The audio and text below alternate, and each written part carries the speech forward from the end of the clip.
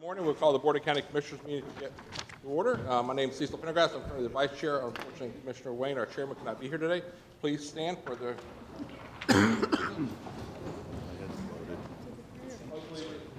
Flag of the United States of America and to the republic for which it stands, one nation, under God, indivisible, with liberty and justice for all. Please remain standing. We'll have a prayer now from Pastor Greg St. Jean of the Word of Life Church. Pastor.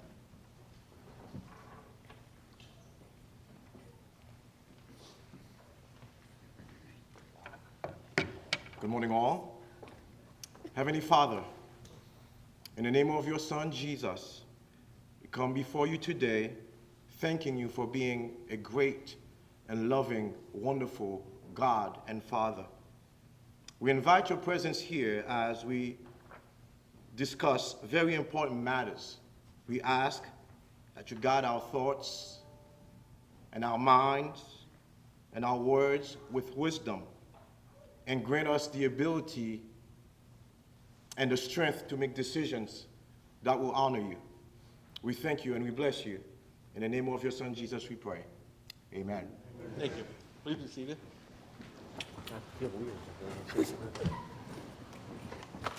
Good morning. We have a couple ceremonials. We'll go ahead and take the first one. We have Animal Services come forward. Pablo and Karen, we have a special guest today. This is Tinker. And Tinker's looking for a good home. She's a two-year-old cross pit Dachshund. So he's got a little pit bull hot dog here. So Look at her pulling. she is adorable, Yeah. and she actually looks like we have a pit bull that looks like same color and a Dachshund now. So it looks like the same dog now. So. She's so short. Karen, if you could tell us what's going on in Animal Services this month, and hopefully get some pets adopted today. Absolutely. We have Lucky Pet, Lucky You this month, so all adult dogs and adult cats are just $20 with an approved application. And next Wednesday, we do have a pet safety program going on for kids with their parents at the Miramar Outreach Center with the Sheriff's Office. So come on out and we'll teach you all about how to keep your pets, your children safe with pets that are yours or your neighbors. That's a great program we have running. And then Thursday, of course, is our monthly vaccine clinic at Charleston Park. All vaccines are free to the public. So please call in, make an appointment. We still have some appointments available. And then the following Wednesday on the 19th is our Check the Chip clinic at the Gulf Coast Town Center Outreach Center with the Sheriff's Office. So it's a busy month. Great. So, and we know Tinker's around 2 years old. How long She's we about had 2 her years so old. far? Do we know? She was just owner surrendered last week, believe it or not, and she is house trained. She's been great the entire time we've had her here. And she's only 24 pounds, so she's a great size. Pretty much full grown. She's full grown. She's been hanging out at the adoption center, helping everybody coming on into Great. adoption. So Well, thank you, and thank you all your staff, what you do for the animals. Thank you. again. Okay, thank you.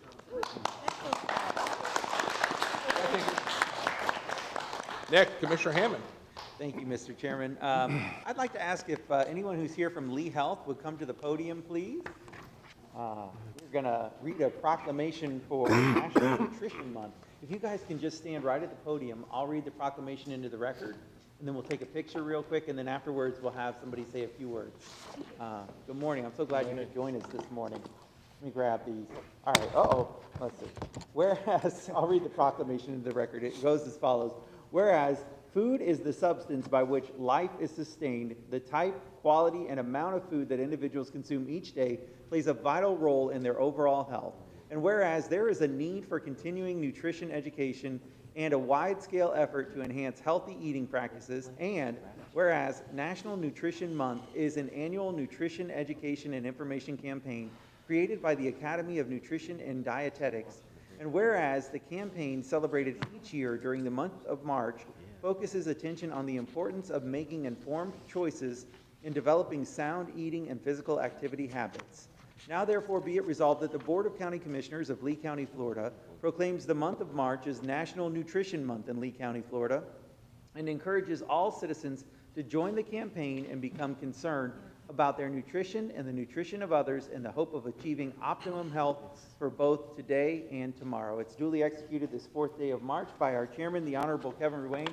Thank you very much, and congratulations on National Nutrition. thank you.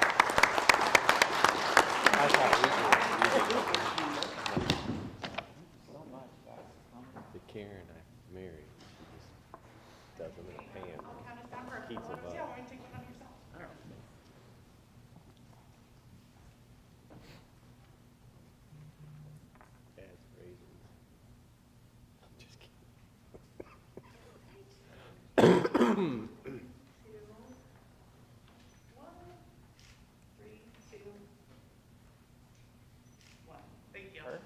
would somebody say a few words? Yeah, congratulations. Okay. Good morning, Commissioners and community members. Thank you for this proclamation recognizing National Nutrition Month and Registered Dietitian Nutritionists. This year's theme is actually Food Connects Us, which highlights the power of food in bringing people together and supporting overall health. As dietitians, we are dedicated to improving community well-being through evidence-based nutrition, from disease prevention to food security initiatives. Your recognition today reinforces the importance of nutrition in public health, and we look forward to continuing to make Lee County a healthier place. And thank you for supporting us every year. Thank you. Thank you. Great, thank you. Thank you. Thank you, Thank you, Commissioner Mr. Hammond. Chairman. Great. We'll move on to the recap. We have no items on the recap. Move on to the consent agenda. Any items you pulled, Commissioner Hammond? Have none. Commissioner Malika? Number 31, please. Number 31, Commissioner Malika, Rule 31. Commissioner Greenwald? I have none. Okay. We have a motion to approve the balance of the consent. So moved. Second. Second, we have the public comment card from item number 5, Marcia Ellis.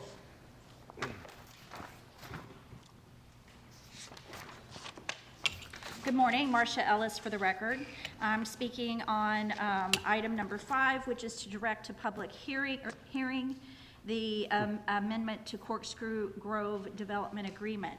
I want to point out that in this agreement, there are lower than typical assignments for unit calculations to accommodate the development. And now in this agreement, the ordinance that's being proposed for hearing, there's also the addition of a school and hotel. For the amendment on paragraph C, page 3, number 6, it states that the county shall provide Corkscrew Grove or its assigns notice no later than 2025 of Sea Wharf construction pending FDP review written notice. However, this is being reviewed by the Army Corps of Engineers. It's been assigned SAJ 2024 01471, so that is factually not true. Also want to point out that this relates to 22CA002743, which is a joint petition motion to correct and amend the final judgment dated January 6, 2023. On page 28 of 286, number 14, it states, in the event that the county is unable to construct the initial or subsequent phases of Sea Wharf in accordance with the terms provided herein, the developer may construct a temporary sanitary sewer facility to serve the proposed development. And once the temporary facilities are constructed, the county will operate and maintain those temporary facilities at the county's cost until such time as the phase of Sea Wharf is completed. Let me say that as part of this agreement, that in the stipulated agreement from March 24, 2022, there was identified land swap up on State Road 82 to accommodate infrastructure. And that is the proper place to put these sewage facilities to serve as an alternative water source for the water scarcity issues in South Lehigh. That is the proper place for these facilities. It's out of the flood-prone area of Wild Turkey where Sea Wharf is proposed. It is a shorter run on the lines that will have water permeate into them over long, long distances to move the waste from a community that has a surrounding area in desperate need of alternative water source provided through wastewater facilities on a shorter run. That is where our needed priorities to be. We need to compel and make sure that facilities that are serving Lehigh Acres are part of this agreement. Okay. So please remand this and take it back to the LDAC and other places so that we can get the language Thank you, factually Marcia. corrected. Thank you. Again, that was item 5, not related to the Alico water treatment facility. Next speaker, number 27, Amy Turner.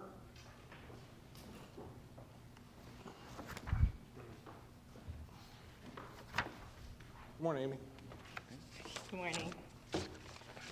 Good morning, Commissioners. My name is Amy Turner.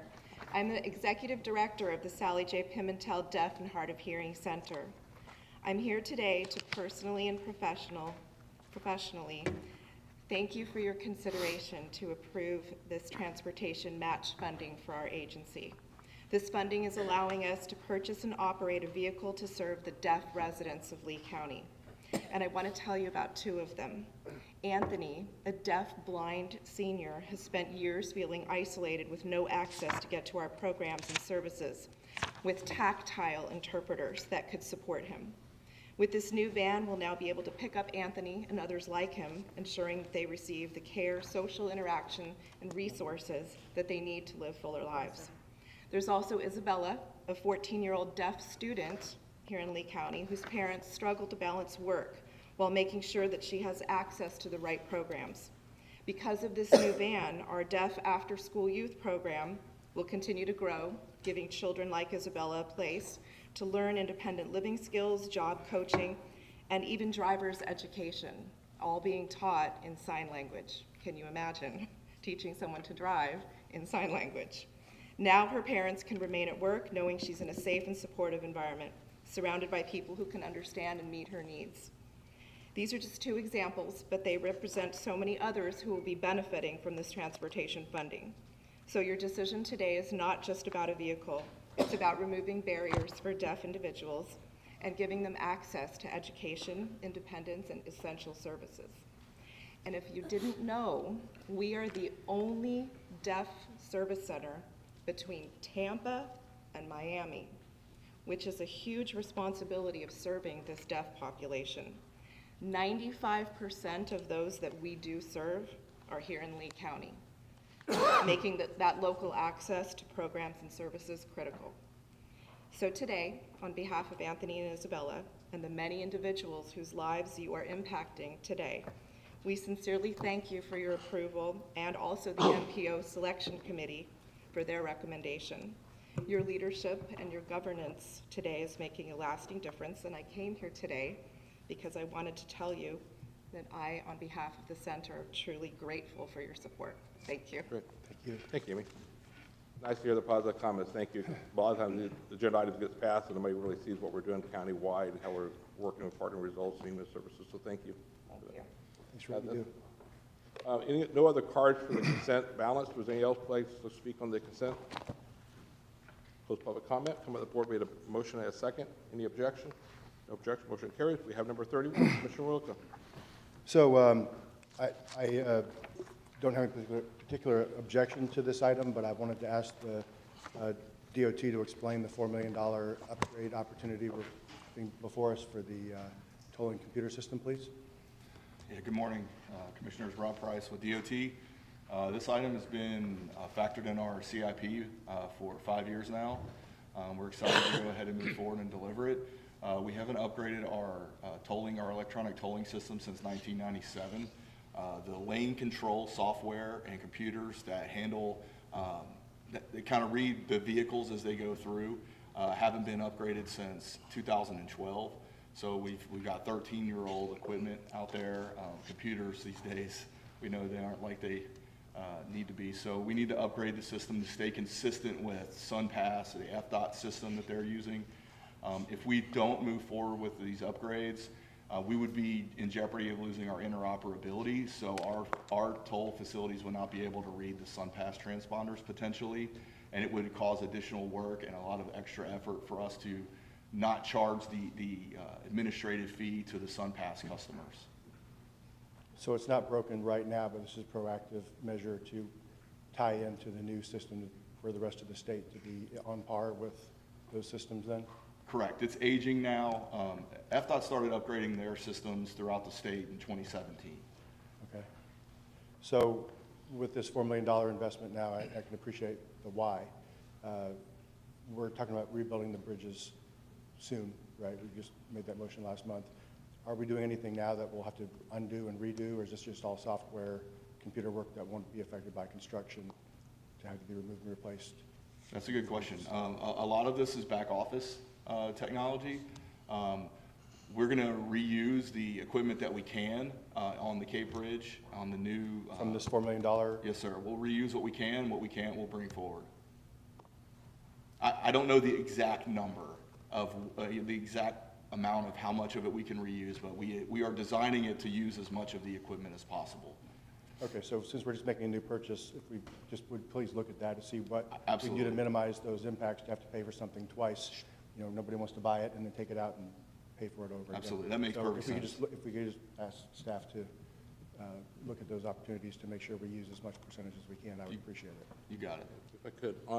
So I've been serving the last 10 years, I guess now, on Team Florida, and we just had a board meeting last month with the Central Expressways, Leroy Selman Expressway, and all the toll roads through the state of Florida and the FDOT. We're pretty much the last one in the state to absorb this change because all the other systems are ahead of us. If you travel throughout the state, you'll see SunPass, you'll see, you know, Leroy Expressway, Central Expressway, and you'll see Leeway. If you're in Orlando, Tampa, wherever you're at, you're going to see our Leeway, and that's because our system works within that system, and that's why it's so important that this, like Rob said, we've been working on this for like 4 years, 5 years now. It's been Yeah. coming forward. All those other expressways throughout the state have actually adopted this already, so it'd be incompatible with those. That's why this is coming forward. No, I like the idea in general. I say I have no objection. I used it over the weekend to take my wife to Tallahassee, and it works fine. So I appreciate what you're doing. I just want to make sure that we don't throw away any of the new stuff we don't have to. We waited so long to get. So Yeah, thank you very much. I completely understand, and we'll make sure that happens. I have one question. Mr. Hammond? Sir, thanks. Hey, Mr. Price, I had a question. We had upgraded the cameras, I believe it was the cameras. We upgraded something immediately after switching to cashless tolls. It was like in the $600,000 range. What was that? So that's the VCAR system. That is included in the electronic tolling system, but we are receiving a credit for that equipment since we don't need to replace it. So our purchase is actually less that amount. Okay, oh, good. So we're making sure that we're not throwing away stuff that we just bought. Correct. Okay, all right, thanks very much. Thank you. Any other questions? Any public comment on item 31 on the consent? Item 31? Come back to the board for a motion or a second? I'll move approval, Chairman. Motion? Second. With a second? Any objection? No objection. Motion carries. Thank you. Administrative item number 36, County Manager. Thank you, Mr. Chair. This item is to award a contract for Punta Rassa Boat Ramp site work, Phase 1. I'd like to ask Mr. Ehab Gurgis to present the item.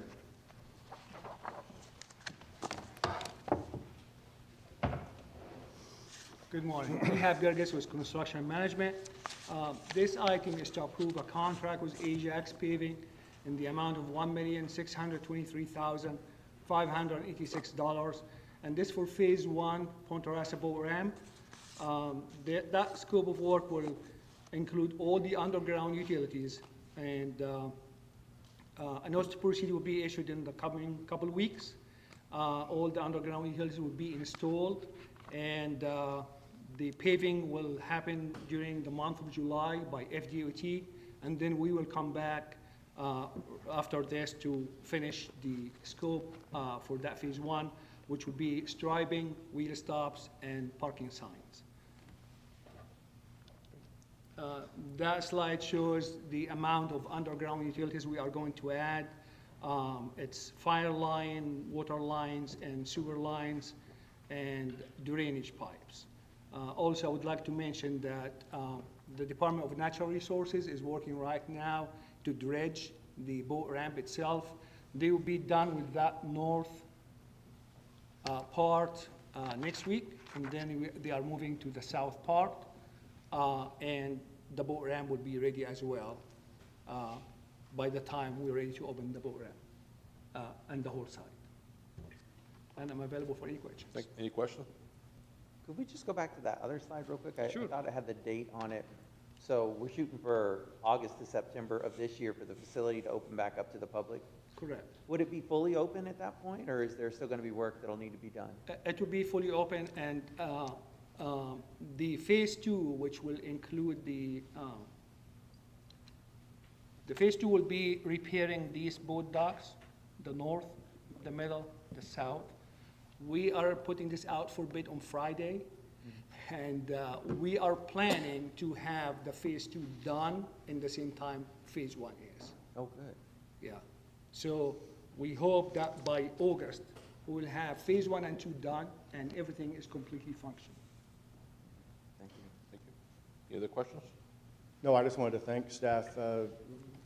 We worked together on this project to split the phases, phase 1 and phase 2, to two bid packages. It was originally designed to be one overall scope, and there was a landward section and a waterward section. So this way, when we're putting out to bid, phase 1, all the guys that do landward work, those specialists could bid on the job competitively, and the people that do marine construction on the phase 2 work, they're not the same scope and trade people. Rather than tying them together, we can do both parallel and be more effective with those trades. So I wanted to compliment staff for putting that up to be more effective, and this should deliver this almost 6 or 8 months faster than originally designed over Christmas time. So I'm excited to see the progress. Thank you. Thank you. I also wanted to comment, if you don't mind, I met with Ajax Paving last week. I know they had some things we've talked about in other meetings, but we had a very productive dialogue, and they've assured me that we will have no issues with on-time delivery with this project. Good. Thank you. I'm going to hold them to it. Thank you. I have nothing. Anything else? Anybody like to make a motion? I'll make a motion to approve. We have a motion by Commissioner Greenwell. Second. We have a second, Commissioner Malika. Any public comment on item 36? Being none, come back forward. Any objection? No objection. Motion carries. Thank you. Number 37, County Manager. Thank you, Mr. Chair. This item is to accept amending FDEP disaster grant agreement for Lovers Key and Bonita Beach. I'd like to ask Mr. Steve Boutel to present the item. Good morning, Commissioners. This item is asking you to approve an amendment with an existing grant that we have with the Florida Department of Environmental Protection. It's going to be adding $19,503,700.22 to bring our new total grant agreement up to $20,607,832.22. This is going to be reimbursement for some of the beach nourishment work that has been done to repair the Hurricane Ian and Nicole damages on Lovers Key and Bonita Beach. Thank you. Any questions for Steve? You know, could I ask one, just Yes. for, Commissioner? I'm curious about future storms and resiliency. I mean, obviously, this is going to restore what we lost during the Hurricane Ian. But how will this hold up to future storms? Any thoughts on, are we doing something different to make sure that it's stronger, more resilient this time?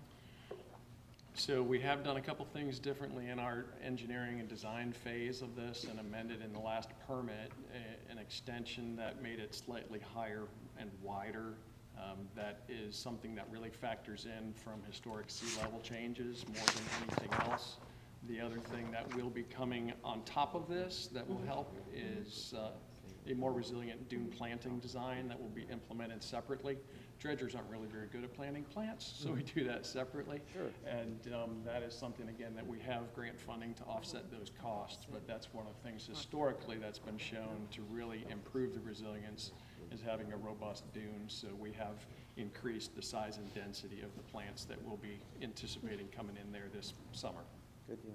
Yeah, I think this is good work, Mr. Chair. I mean, we're getting $20.6 million as a grant to get this work done, and I think that's fantastic work on the part of everybody who helped secure that grant money, so thank you. Okay. Any public comment on item 37? Come back to the board, close public comment. I'll move approval, Chairman. We have a motion. We have a second, Commissioner Greenwell. Any objection? No objection, motion carries. Thank you. Next will be public hearing number 38. County Attorney Frazier. Good morning, Andrea Fraser from the County Attorney's Office. I have your notice of publication for the medical examiner's cremation ordinance amendment. I reviewed the affidavit of publication and find it legally sufficient informant content to proceed with the public hearing at this time. Thank you. Any public comment on this item? Close public comment, back to the board. Chairman, I'll move approval. We have a motion. I'll second. We have a second. Any objection? Motion carries. Number 38. I'm sorry, 39. Morning, Rob. Good morning, Commissioners. Rob Holborn with the County Attorney's Office. Your second public hearing today is on item number 39, which has been properly advertised, and a copy of the affidavit provided to the clerk. This public hearing is to approve the final assessment for Old Pelican Bay Maintenance Dredge, MSBU.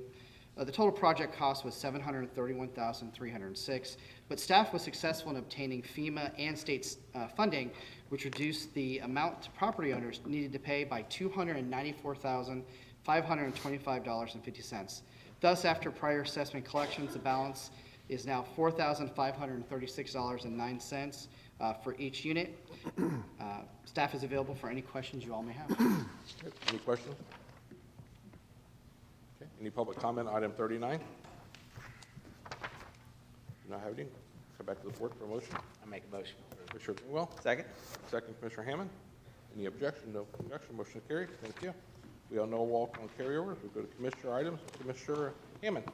Thank you, Mr. Chairman. I do have 2 items today that I'd like to see brought back on a future agenda for us to vote on. But item number 1, I'd like to talk about, I was visited by some folks who brought to my attention that many counties around the state, including many of our neighbors, Hendry and Charlotte, have passed an ordinance that bans, or I guess makes the beaches and parks that you own in the county no smoking.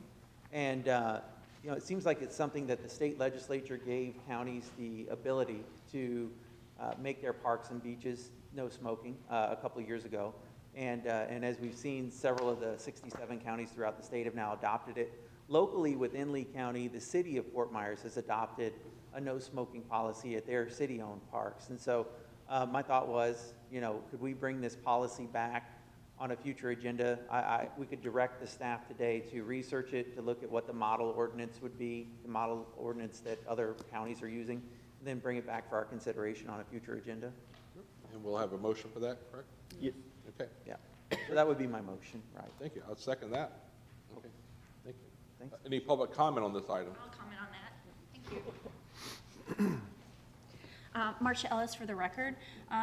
I'm a bit alarmed about this because I do see it as an infringement on personal liberties. There are plenty of people who have prescriptions, let's say, for medical marijuana. I would think that if we put forward another ordinance in this county that is unenforceable, that is a problem. And so I would just ask that that be part of it and, you know, divulge to the public about how this is going to be enforced. I don't think that it is, quite honestly, enforceable. I think it's more for show rather than really serving the public interest and an overstep of personal liberties, which I know this board is very conscientious about preserving and not having government overreach. So I think that that is truly an issue and deserves to be considered, those 2 things. Government overreach, and secondly, enforcement. Thank you. Any other public comment? Come back forward, any discussions or anything? If I might, I know it's we're just making a motion to discuss it later, right? So I'm sure these things will come out, but I know it's a tricky subject and at the state level, I know there's been a lot of dialogue back and forth on these bills, so it's trying to find a path of balance, and, you know, you can't smoke inside, you can't go outside, you know, there's going to have to be some balance or navigation with this, you know, but we all want clean parks and clean air around the kids, and I think it'll be a fruitful discussion, so. Yeah, thank you, Commissioner. Thank you, Chairman. You know, I was really persuaded by the amount of litter that gets picked up at our parks that is pretty much, I mean, cigarette butts make up the majority of the litter that gets picked up at our beaches and our parks. And so at that point, you know, I mean, you want to keep a clean park. Certainly there are a lot of families at the parks with children that don't appreciate the smell of the smoke, you know, and it is something that is a pretty harsh, you know, intrusion on other people who are trying to enjoy those parks and beaches. And so the legislature, which has been a Republican supermajority for as long as I can remember, you know, certainly cares very much about personal liberty, but they thought enough of this issue that they gave counties the ability to make this decision locally. And so other neighboring counties have done it, and I thought, let's bring it to a public hearing and see if it's something that we would want to pass here locally. And you know, certainly at the public hearing, we could even debate the merits of it even more, but if we never give it its day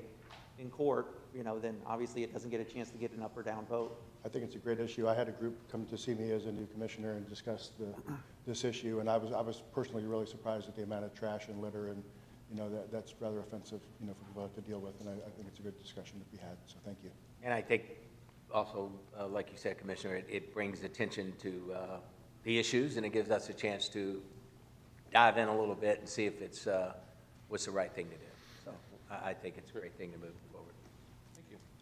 Thanks. We have a motion with a second. Any objections to it? Objections, thank you. Thank you, Chairman. Next one. The second item that I have is a really neat item, and I know we've got a couple boaters up here on the board, and you guys know Lee County's growing rapidly, and we already have a tremendous amount of boat registrations in Lee County that show what a huge boating population we have. Well, as we're going to continue to grow, there's going to be a need for more boat slips to be available to the public. We actually have on our Conservation 2020 preserves boat slip credits and boat slip rights that we're not using. And so my thought was, obviously, we purchased this land for Conservation 2020 to preserve it, to make sure that it doesn't get used or developed. But the boat slip credits, there's an opportunity that we could get those back into the hands of the public so that they could be used to help our growing boating population. So we have something called a transfer of development rights program, where we'll transfer like dwelling units off of Conservation 2020 land into the hands of people who could put them into the market, and they could build dwelling units with them.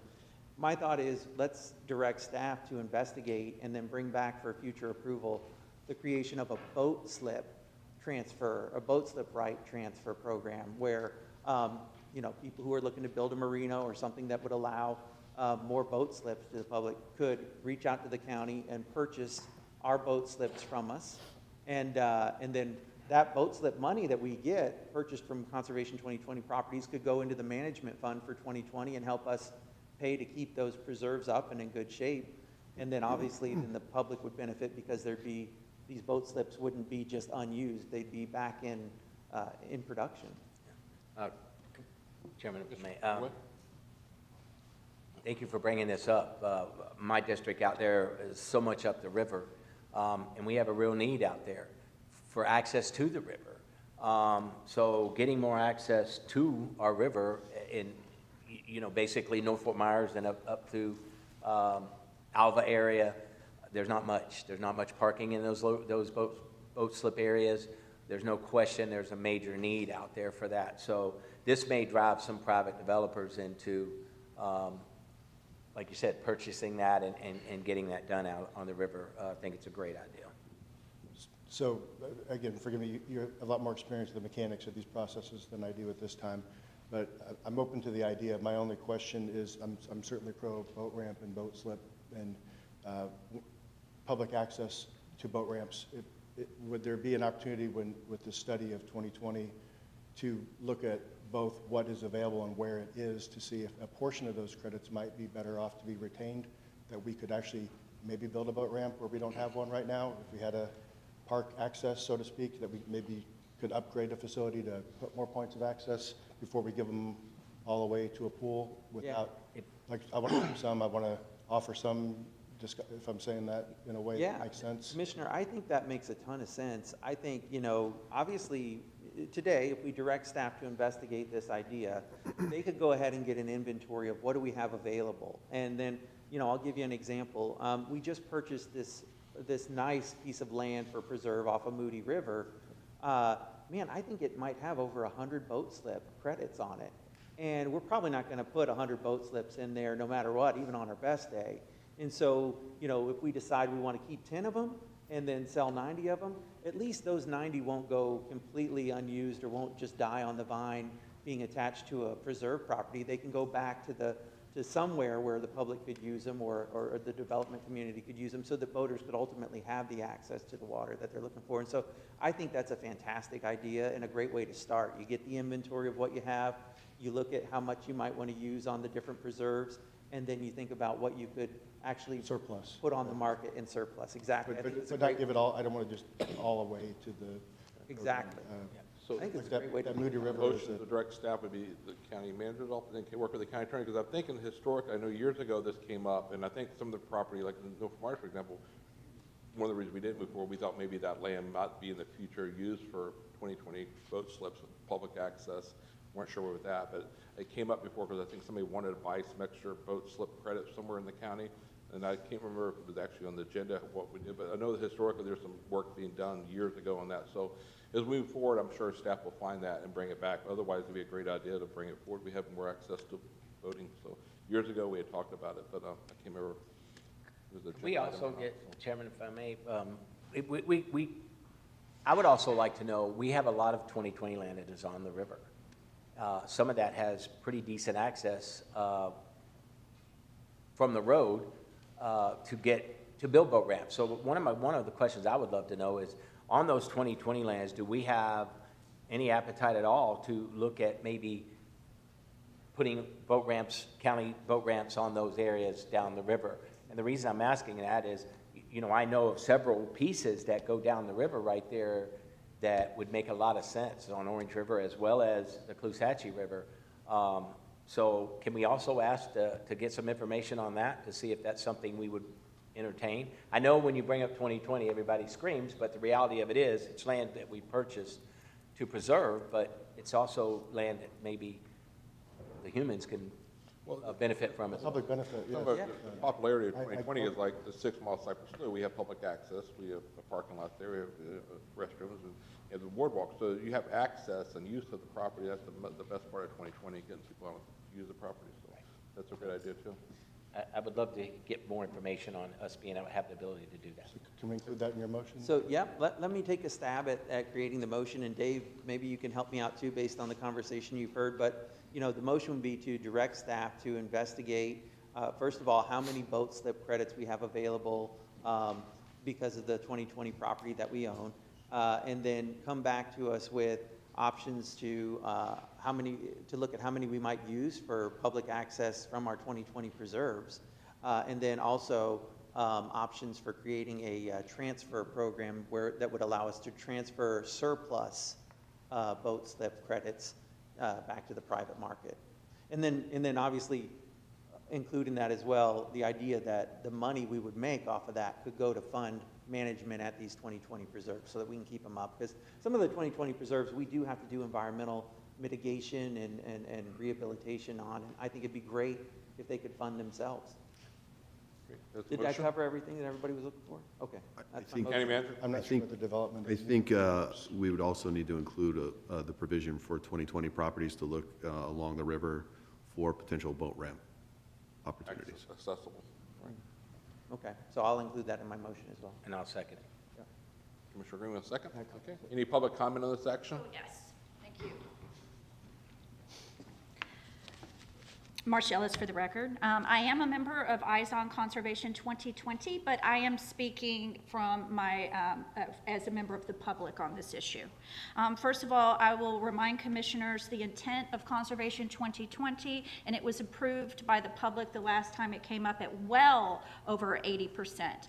There is a great deal of public trust that is given to you all and the county staff and government to protect this public investment. These are our lands. So today I heard about losing personal liberties and how what we do on the parks, and now I'm hearing that it's appropriate to enter into private partnerships of our public lands, and I am highly uncomfortable with that. We know full well at the state level that there's been a commandeering of public lands and a great deal of public outcry when those lands were sought for commercialization, for recreation and other purposes, golf parks, pickleball, etc. I will also say that these parks these Conservation 2020 lands offer flood benefits to surrounding property owners, and those are quantifiable. We have models that verify the benefits that are given to surrounding property owners to mitigate damage, substantial damage that occurs whenever we face storms. If you talk about putting in boat slips, you're increasing impermeable surfaces, you're talking about bringing in fill to low-lying areas to elevate roads and other accessories on these boat slips, and that is not the intent of what Conservation 2020 lands are supposed to do.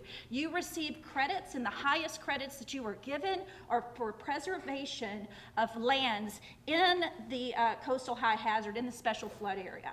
And so we would be looking at subtracting points that our community has earned that give benefits to the entire community in reducing their flood insurance, right? So I am just saying that the cost of having to redo the models, the cost of having to redo our paperwork, and I see this as a violation of public trust. I want you to think about all of the implications that arise from entering into this use, which is not allowed under the current ordinance for the Conservation 2020 lands.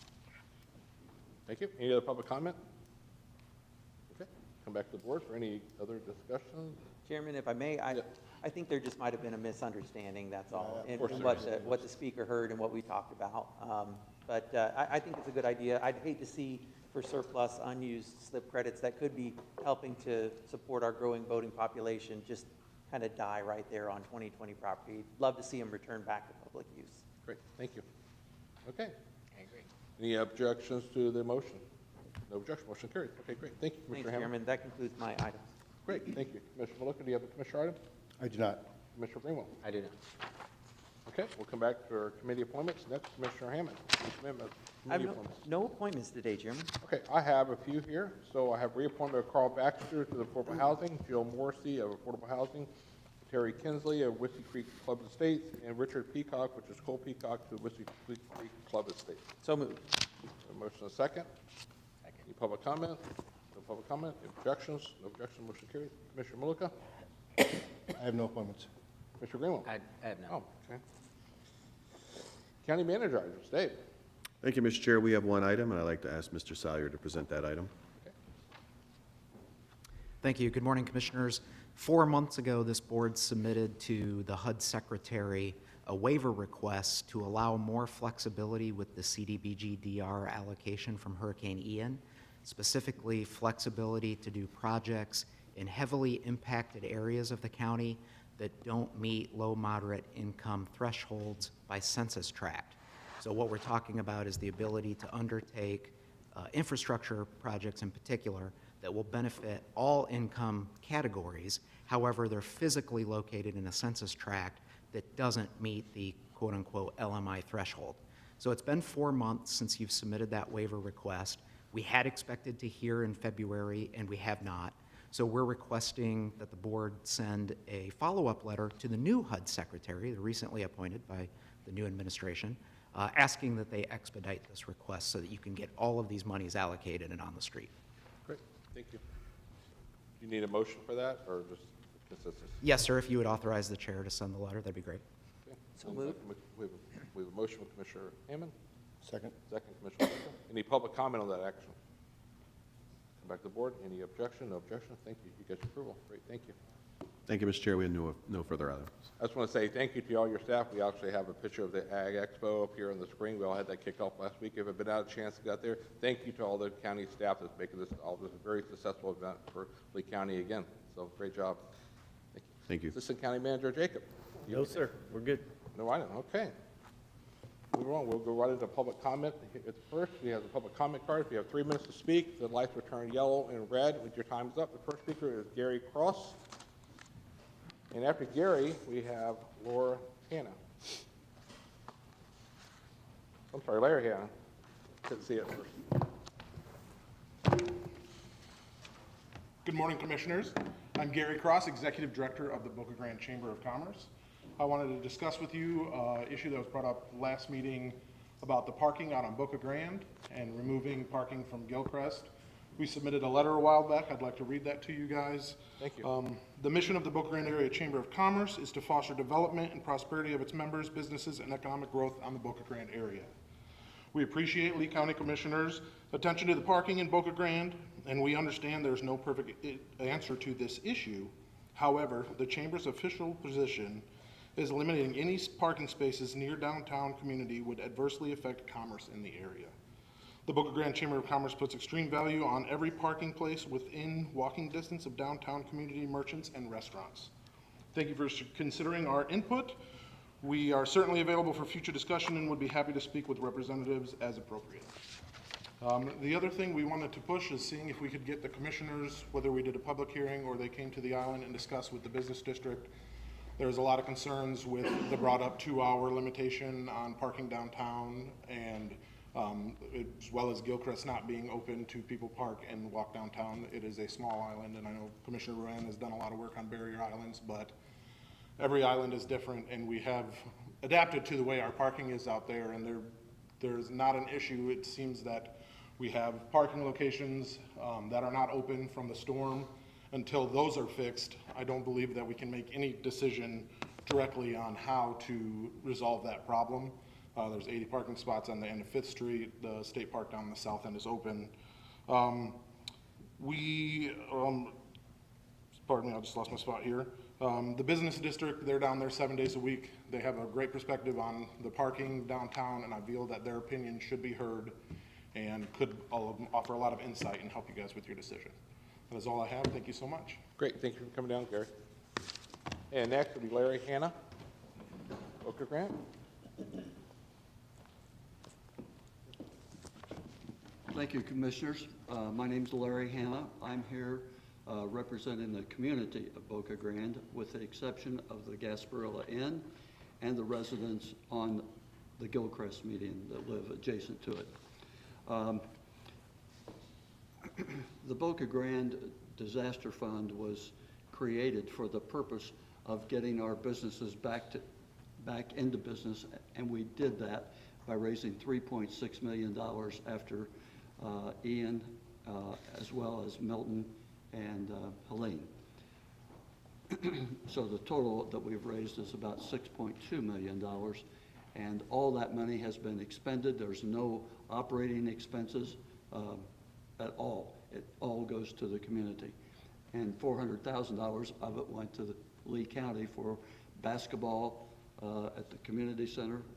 We redid the basketball courts, the tennis courts, and the dog park. So, but my point to you for today is this. I delivered almost all those checks to those business people, and they are scared to death of this parking issue. They lived through COVID. They've lived through 3 hurricanes, and without the fund, or the community putting up $6.2 million, we wouldn't have any businesses. And they're scared that they have had no input. So I would reiterate what Gary said, and that is we really need community input, and I would advise you, invite you to come to Boca Grande. I will host an event, and we'll have the community there to give input. But I can tell you the people, the 27 businesses that I delivered checks to, they've had no input. I'm available for comment. Question? Thank you. We don't take public comment. Okay. But we'll get with you, Larry. Thank you again. We look forward to seeing you in the future. Okay. Next is Kimberly Whipple, and after that, be Jay. Good morning, Commissioners. You will hear from Jay Whipple some additional facts, so I'm not going to go through those right now, but I wanted to let you know that we have been told that the issue and the proposed ordinance are supposed to be brought up at the next meeting.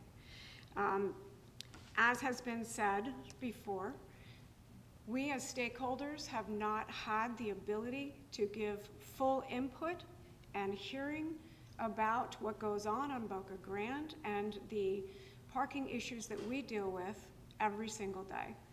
I represent as the senior warden of the vestry of St. Andrews, Boca Grande. I can tell you from the church's perspective, and also a resident who has lived there for the last 22 years. We've had no stakeholder meeting. All of the stakeholders on this island should be allowed to give input into this ordinance and what things are being developed that will affect our community.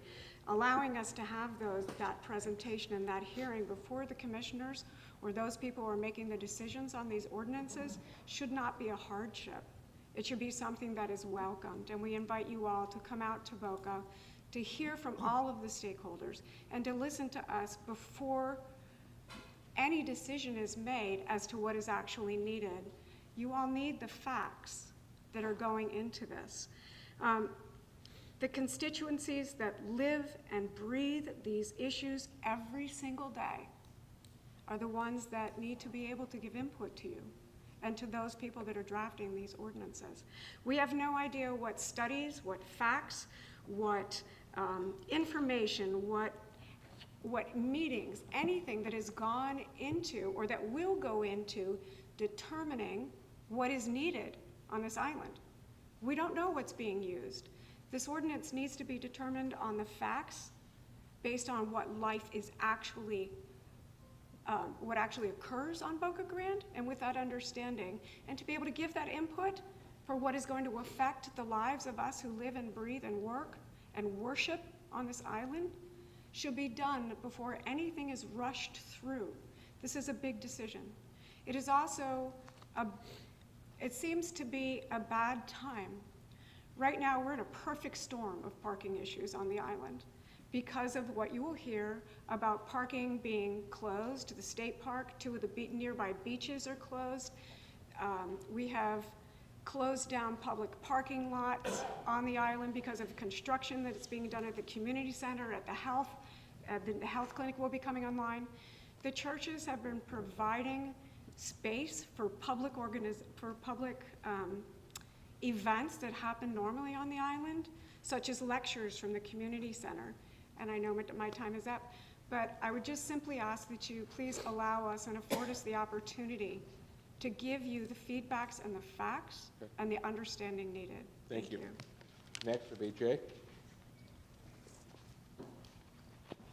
Then after Jay, we have Joyce. My name is Jay Whipple. I reside at 4073 Shore Lane on Boca Grande.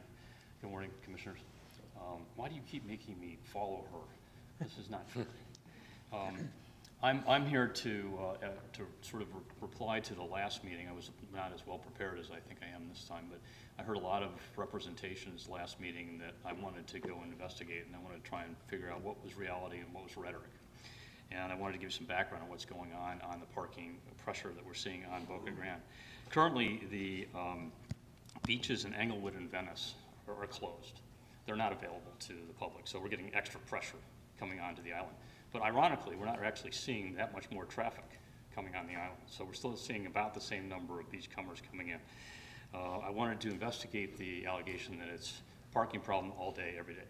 In fact, we have more cars coming on the island during the week, but have almost no parking on Gilchrist. The only parking that you see on Gilchrist during Monday through Friday are pop-up events from churches and from the community. We'll also see construction vehicles from the neighbors parking on Gilchrist, huge vehicles being parked. They need that space in order to be able to do their construction and their landscaping. We have the events that cause trouble on the weekends. We have art fairs where the entire downtown is closed, and we have to have overflow parking for people to go to the art fair because there's no parking in town at the time. There was a wonderful event hosted by the Methodist Church called the Strawberry Festival. It's a big event for us every year, very successful. Again, we need that overflow parking in order to accommodate the people who are coming to those events. Just a couple of thoughts of things that we could do that are quick. One of the things that we need signage. The signage is terrible. I don't know whether we lost signage or it isn't really well prepared, but people who come on the island have no idea where they can park and where they can't park. The signage is not clear. We need, the enforcement is almost impossible for the law enforcement. They have, they're hampered by overwhelming number of people coming in, so they have to do triage in terms of where they spend their time. They actually park a vehicle on one of the islands that come out in from the park that simply represents a no parking sign with a live person in a live car. That's what we've resorted to because we don't have the signage that we need. We need to find a way around this sort of red tape that they're hampered by. But we have 300 parking spots right now that are not available. They're offline. We need to have sand cleared so that people can park where they're supposed to be able to park. Those aren't available. So I really would like a chance to continue the overflow parking that we have and ask you to consider allowing us to set up a community panel like they have on Captiva, so that we can give you more balanced and representative perspective. Great, thank you, Jay. Thank you. Joyce? Then after Joyce, we have Willie Sharp-Miller.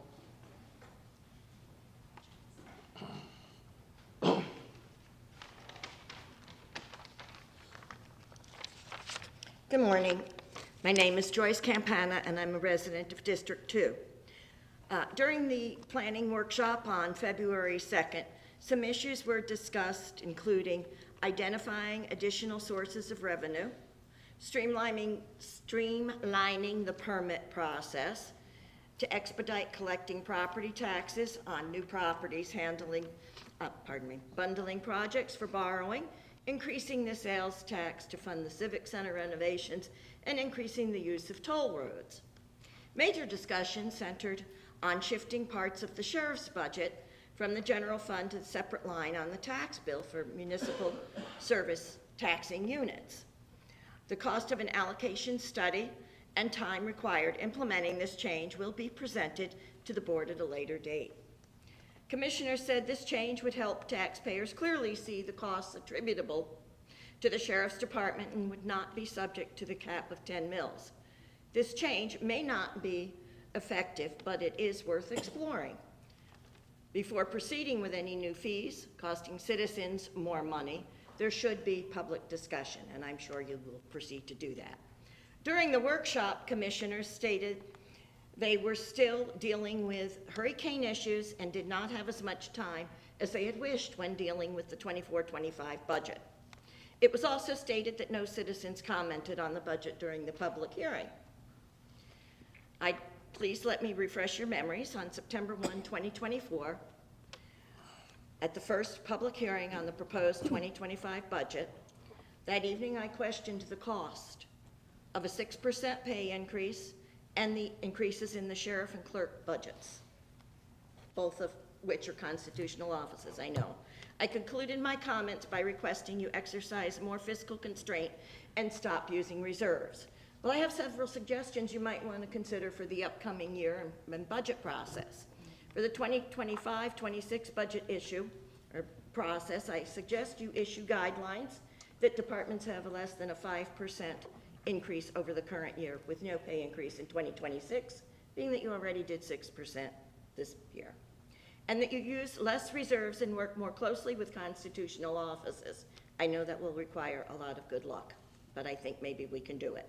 Spend less time on issues not directly related to the operation of county government, like last year's resolutions regarding proposed constitutional amendments, and devote more time to the county business of budget processing. Please listen more closely to individual citizen comments. Allow citizen comments during your workshops so that false statements regarding citizen participation at hearings can be corrected immediately instead of being taken as truth at the time. Thank you. Thank you. Willie Joe, you're next. And after Willie Joe, we have Michael from Boca Grande. Represent Boca Grande.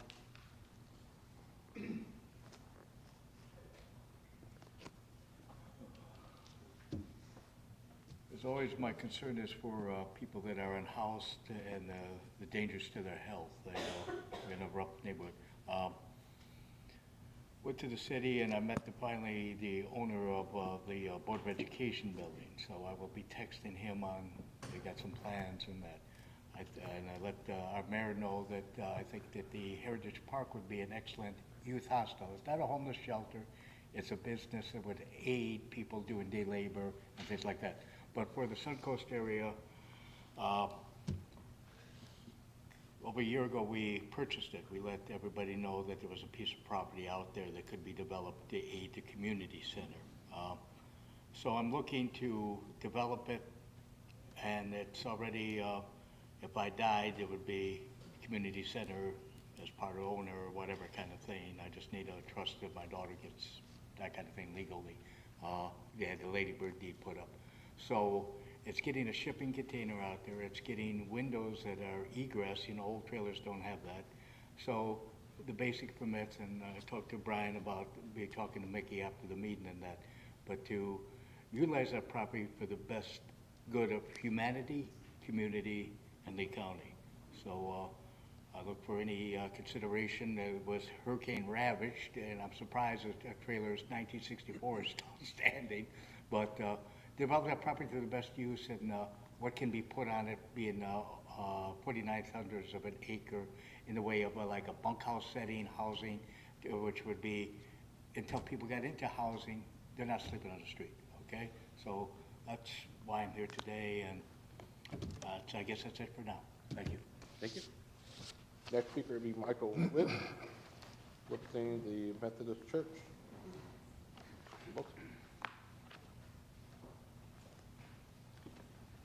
Good morning, Commissioners. My name is Michael Witt. I'm an attorney with Honloser and Parks here in Fort Myers. I'm a Baptist lawyer who's been retained by an Episcopalian church, St. Andrews, and the Methodist Church, Lighthouse United Methodist in Boca Grande. You've heard from some of the other speakers about this issue regarding proposed ordinance to restrict and prohibit parking in certain areas on Boca Grande. I really think it's a matter of fundamental fairness to allow the stakeholders there in Boca Grande. It's a small, tight-knit community to actually speak into the process. And as I understand it, the ordinance is drafted. It's moving through the process. This is going to be on an agenda on the 18th to have you all address moving this forward toward public hearing.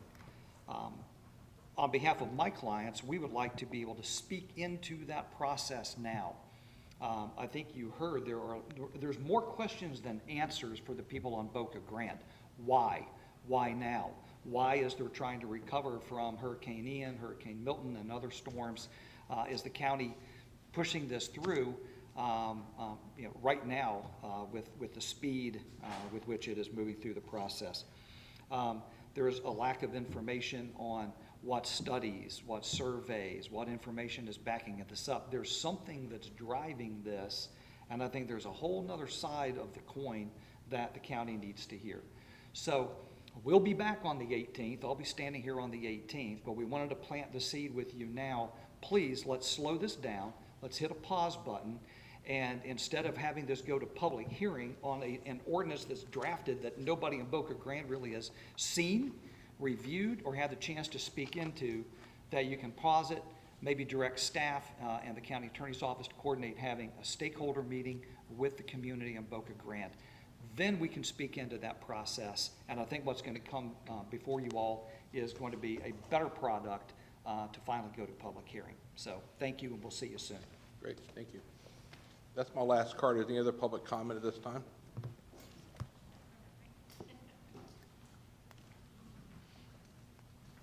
Pleasant good morning. Thank you all in your respective places. First question before Your name you for the start. record, please. Did I get my, I didn't requested? get a card, so if you feel you say your name for the record and address. Yes, sir, and I also wrote in and requested full presentation, 15 minutes. Okay, go ahead. Did I get that, sir? No. Go ahead. Thank you very much. I think she asked if she could have 15 minutes. No, not 15 minutes. Did you say 15 minutes? That's No, what I requested You have in two and my a half email. minutes now, so you have 2.5 minutes now, so you need it. Your time's clocked. All right, I'm gonna try my best. Pleasant good day. I will request another meeting because I asked for 15 minutes, so I apologize. My name is Joanne Thomas Joseph. I am why am I here? A mother, a daughter, a sister, brother, sister, and in the name of Jesus. The reason I requested this is to ask you all to please, in the last Lee County meeting, an award was made to a